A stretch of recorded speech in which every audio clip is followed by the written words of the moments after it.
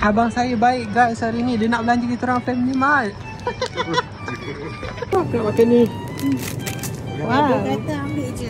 Nak makan apa ambil je. Makan apa? Orang kaya.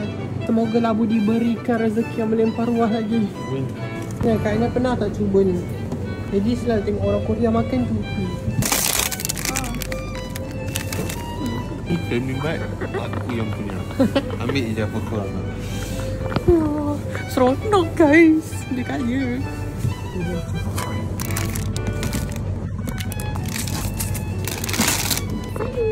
Wah, first time kita orang pergi Family Mart borong macam ni.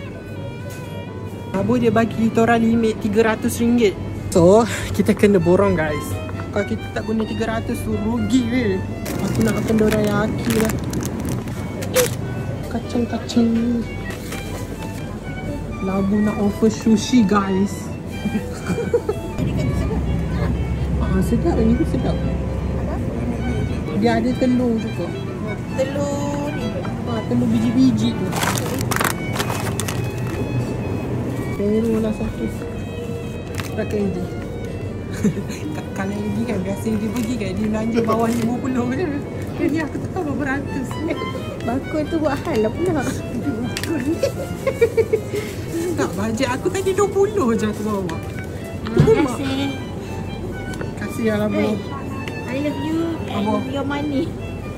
Kita nak bayar dulu guys. Jom.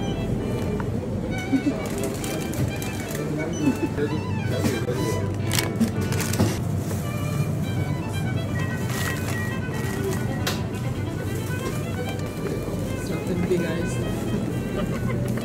Kita punya damage hari ni. Kata-kata kita untuk hari ni, terima kasih lah bos sebab belanja kita Family Mart.